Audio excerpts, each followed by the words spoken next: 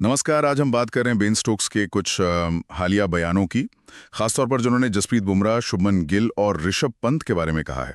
हमारे पास कुछ लेखों के अंश हैं जिससे इंग्लैंड की रणनीति पर थोड़ी रोशनी पड़ती है। तो देखते हैं कि इन टिप्पणियों के पीछे असल में क्या चल रहा है, इंग्लैंड क्या सोच रहा होगा अगले मैच के लिए।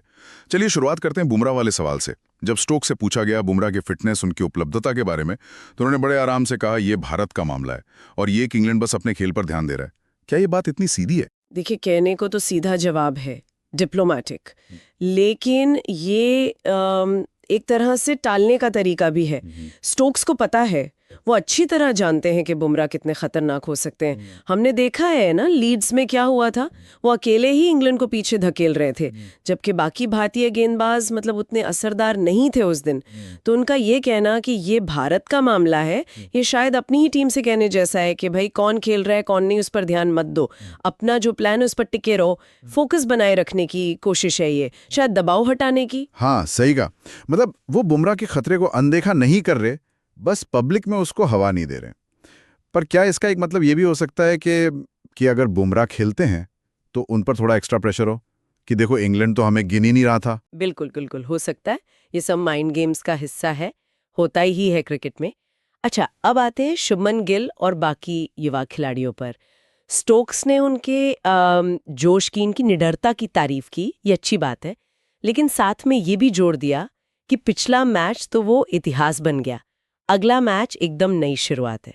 ये थोड़ा दिलचस्प लगा मुझे। हाँ बिल्कुल, तारीफ भी और साथ में एक तरह की चेतावनी भी, जैसे कि ज्यादा उड़ने की जरूरत नहीं है। यहाँ क्या रणनीति नजर आती है?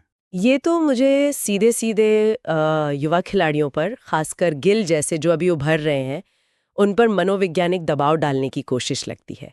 संदेश बड़ा साफ है, भाई पिछली पारी अच्छी थी, ठीक है, भूल जाओ, अब फिर से जीरो से शुरू करो, खुद को साबित करो। इंग्लैंड शायद उनकी इसी जोश को, इसी अटैक को उनकी कमजोरी बनाना चाहे। हो सकता है उन्हें थोड़ा उकसाएं या उनके धैर्य की परीक्षा लें, देखें कि वो दबाव कैसे झेलते हैं। यानी उनके कॉन्फिडेंस को थोड़ा शेक करने की कोशिश कि पिछली सफलता कहीं हावी ना हो जाए। ये देखना वाकई दिलचस्प होगा कि मैदान पर वो इसे कैसे लागू करते हैं।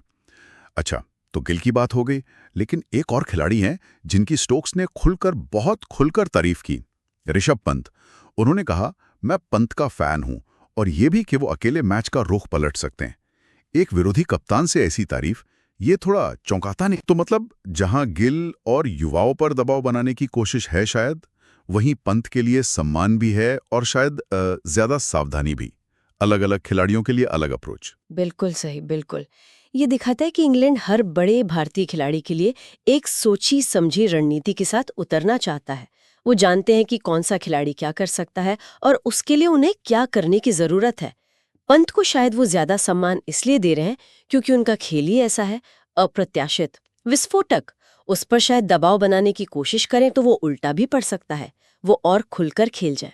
तो कुल मिला के देखें तो स्टोक्स बुमराह के सवाल पर तो कूटनीतिक दिखे, गिल और युवा ब्रिगेड पर थोड़ा मनोवैज्ञानिक दबाव बनाने का संकेत दिया और पंत के लिए खुलकर सम्मान और हाँ सतर्कता दिखाई।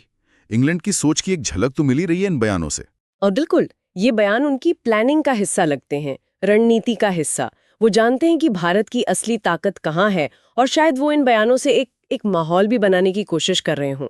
लेकिन देखिए, असली परीक्षा तो मैदान पर ही होगी, हमेशा की तरह। शब्दों का खेल अपनी जगह है, पर प्रदर्शन बिल्कुल अलग चीज है। और जाते जाते एक बात सोचने के लिए छोड़ जाते हैं हम सबके लिए, क्या किसी विरोधी टीम के खिलाड़ियों पर इस तरह खुल के बात करना, चाहे वो दबाव के लिए हो या तारीफ के लिए, कहीं ना कहीं ये खुद अपनी ही टीम पर एक अनकहा दबाव नहीं डालता कि अब जो कहा है, जो रणनीति बनाई है, उसे मैदान पर सही साबित करके दिखाना ही होगा? ये भी एक पहलू है सोचने के लिए।